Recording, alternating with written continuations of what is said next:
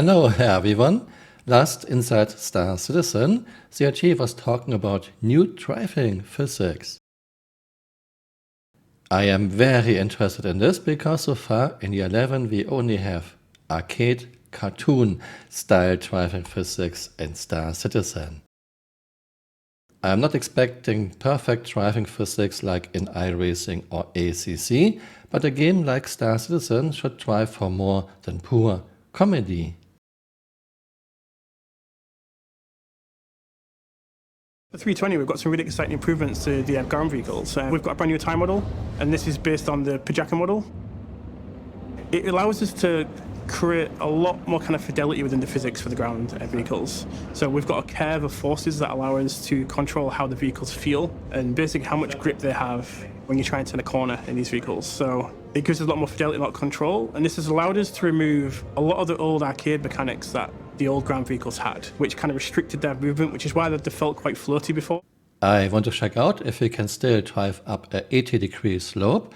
I only test a few vehicles, and then I will drive around on the moon and on an 1G planet to see how the new driving physics feel.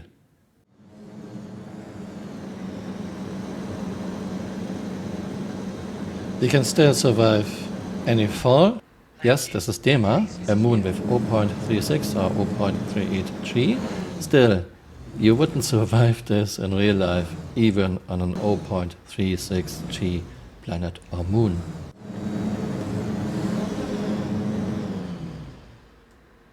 Not a problem, you can even casually stop, you can drive reverse, and you can drive on.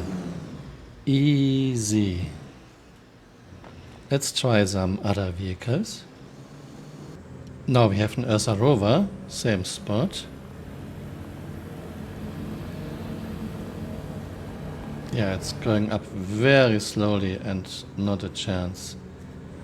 Okay, it's interesting. Maybe it's a speed thing.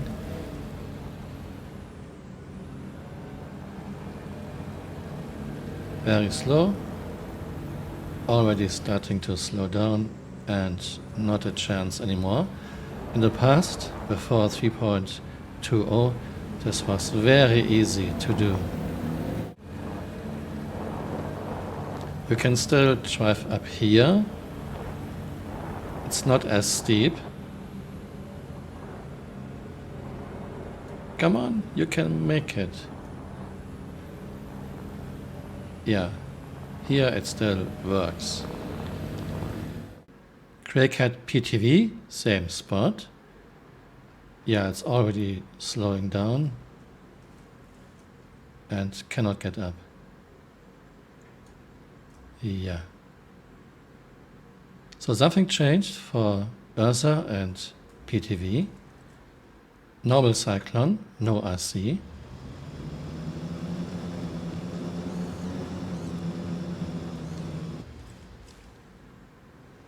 Okay, looks like this is a speed thing. RC is so fast that RC can overcome the first few meters. Normal Cyclone cannot, Ursa cannot, and PTV cannot.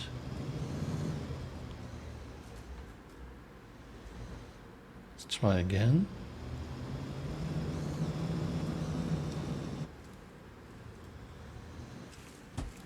Okay, now we even flipped over.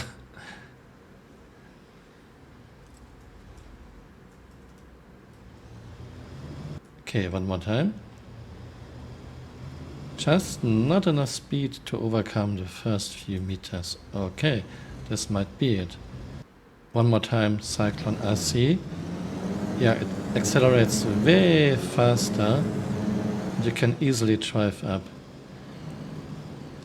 even when you are very close to the wall. And one more time. Yeah, you are still glued to the ground, but looks like only in Cyclone RC.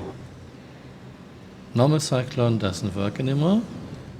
Ursa rover doesn't work anymore. And Crackhead Buggy doesn't work anymore. Maybe because Cyclone RC is accelerating way quicker than those other vehicles.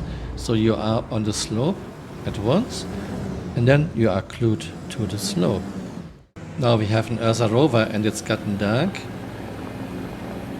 It looks like it accelerates a little bit slower, but still no mass, no inertia. This is like a cartoon. Now we are in Hurston, a 1G planet. It's daytime, just the weather is very bad. Sorry, I cannot change this. We have now a standard cyclone.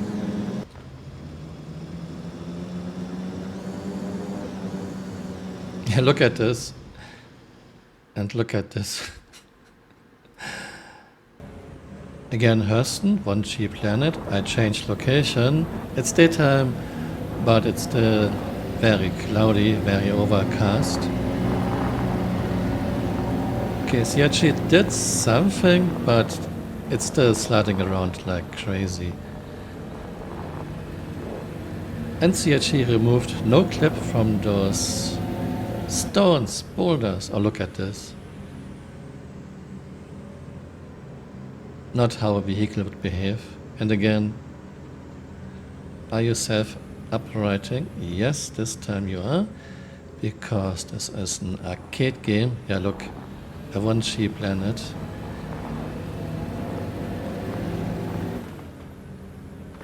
Yeah.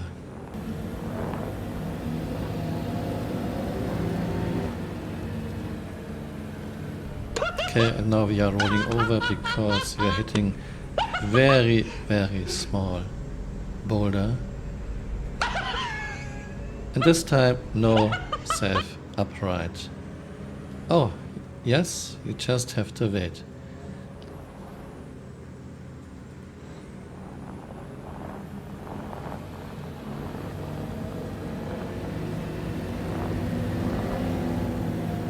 Yeah, look at this.